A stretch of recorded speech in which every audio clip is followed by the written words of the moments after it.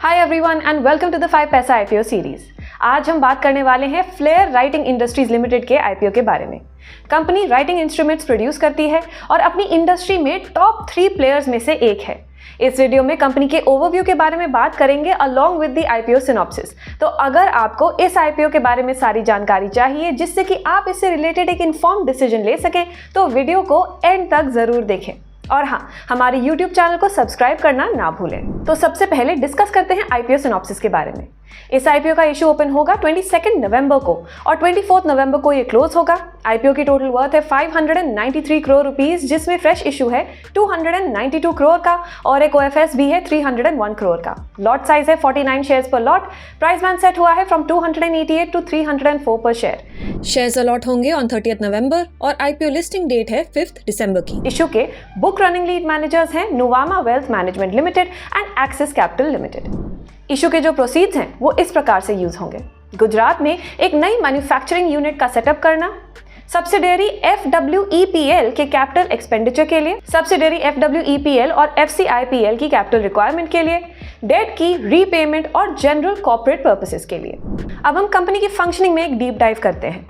Flare writing industries limited 1976 में establish हुई थी और फिलहाल अपनी इंडस्ट्री में टॉप 3 प्लेयर्स में से एक है। कंपनी का writing and creative instruments industry में तकरीबन 9% का मार्केट शेयर है in India as of March 2023। Company ने FY 2017 टू FY 2023 के बीच 14% ग्रोथ देखी थी अगेंस्ट 5.5% ऑफ द इंडस्ट्री। इनके प्रोडक्ट रेंज में pen, stationery products and calculators included हैं। इनके क्लाइंट्स की रेंज भी काफ़ी डाइवर्स है, including students, professionals as well as corporate offices. Company के कुछ पॉपुलर ब्रांड्स हैं जैसे कि फ्लेयर, हाउजर, जूक्स एंड पियर कार्डन। चलिए अब इंडस्ट्री के बारे में बात करते हैं। FY 2021 में पैंडेमिक की वजह से स्कूल्स और इंस्टीट्यूशंस के बंद होने से राइटिंग इंस्ट्रूमेंट इंडस्ट्री पर काफ़ी असर पड़ा था। However, FY 2022 में डिमांड पिकअप हुई थी। 38.3% की ग्रोथ भी देखी गई थी between FY 2021 and 2023। Pen segment में हाईएस्ट प्राइस ग्रोथ देखी गई थी, closely followed by the art and hobby and market segments. ये एस्टिमेटेड है कि ये इंडस्ट्री 7.7% टू 8.4% CAGR से बढ़ेगी फ्रॉम 2023 टू FY 2028। फाइनेंशियल्स पर नजर डालते हैं।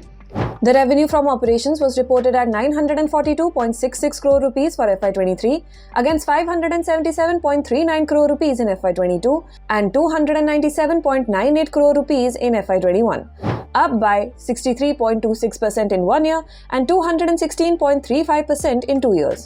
EBITDA amounted to 183.51 crore rupees for FY 23 against 97.56 crore rupees in FY 22 and 22.99 crore rupees in FY 21. Up by 88.10% in 1 year and 698.22% in 2 years. PAT was marked at 118.10 crore rupees for FY 23 against 55.15 crore rupees in FY 22 and 0.98 crore rupees in FY 21. Up by 114.14% in 1 year and 11,951.02% in 2 years. Total assets for FY 23 were reported at 684.18 crore rupees against 557.49 crore rupees in FY 22 and 480.66 crore rupees in FY 21, up by 22.73% in 1 year and 42.34% in 2 years. Share capital for FY 23 was reported at 46.69 crore rupees against 23.35 crore rupees in FY 22 and FY 21, up by 99.96% in both years. Total liabilities for FY 23 were reported at 248.95 crore against 240.51 crore rupees in FY 22 and 219.06 crore in FY 21, up by 3.51% in 1 year and 13.64% in 2 years. इस section में company की strengths और इससे related कुछ risk के बारे में बात करेंगे। कंपनी की प्रोडक्ट रेंज जो है वो काफ़ी डाइवर्स है। राइटिंग इंस्ट्रूमेंट्स इंडस्ट्री में largest pan India distributor, dealer network and wholesale retailer network है।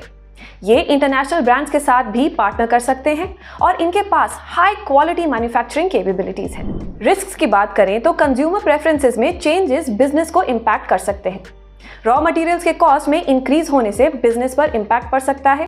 इनके रेवेन्यू का मेजर पोर्शन फ्लेयर, हाउजर और पियर कार्डन से आता है। ये अनऑर्गेनाइज्ड प्लेयर्स के साथ compete करते हैं और इनकी वर्किंग कैपिटल रिक्वायरमेंट्स काफ़ी हाई हैं। मेरी तरफ से फिलहाल इतना ही। वी होप कि आपको इस वीडियो के थ्रू इस IPO से रिलेटेड सारी जानकारी मिल गई होगी। अगर आप इस IPO के लिए अप्लाई करने वाले हैं तो हमें कमेंट सेक्शन में ज़रूर बताएं।